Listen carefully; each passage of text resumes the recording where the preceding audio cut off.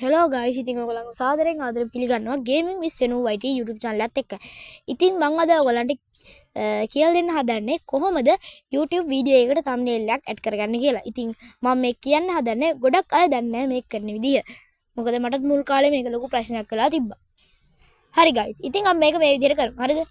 මුලින්ම ඔයගොල්ලෝ YouTube කෙනෙක් නම් ඔයගොල්ලෝ ගාව අනිවාර්යෙන් තියෙන දෙයක් තමයි YouTube ස්ටුඩියෝ එක. කියන්නේ YT ස්ටුඩියෝ එක. මුලින්ම අපි යන්කෝ එකට.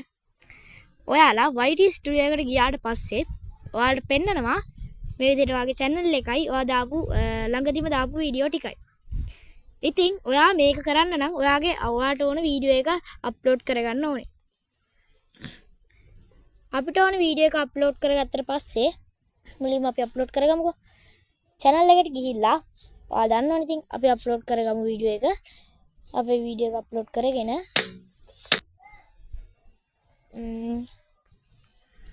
අපි අප්ලෝඩ් කරගමු. මේකට ටයිටල් එකට අපි නම දාමු I can win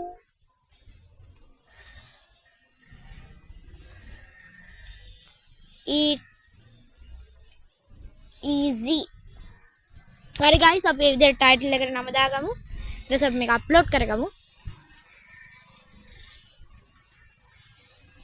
ඊට පස්සේ guys ඒක අප්ලෝඩ් වෙනවා මම ඔයාලට කියන්න ඉතින් මේ YouTube channel එක අලුතෙන් මම හැදුවේ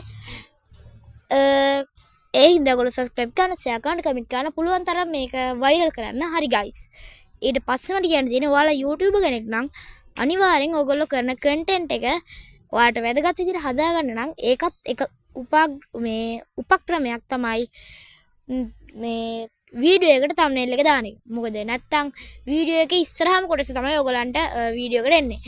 එතකොට ඒක සමහර වෙලාවට කැත වෙන්න පුළුවන්, ලස්සන වෙන්න පුළුවන්. ඉතින් අපි thumbnail එක දාදී අපිට ඕන විදිහට හදාගෙන අපිට දාගත්ත හැකි. හරි guys, වීඩියෝ එක අප්ලෝඩ් වුණා. දැන් අපි යන් guys YT studio එකට. ඉතින් මේ විදිහට YT studio එකට ගියාම ඔයාගේ අන්තිමටම දාපු වීඩියෝ එක පෙන්නයි last ඔන්න guys මම අප්ඩේට් කරා දැන් ආවා. ඊට පස්සේ guys අපේ වීඩියෝ එක ඔබට පස්සේ මෙතන උඩම තියෙනවා පෙන් එකක්. ඔයාලට පේනවා පෙන් එක. ඒ පෙන් එක කියන්නේ edit button එක. ඒක ඔබන්න. ඒක බුවට පස්සේ ඔයගලන්ට ඔයාගේ වීඩියෝ එක පෙන්නනවා.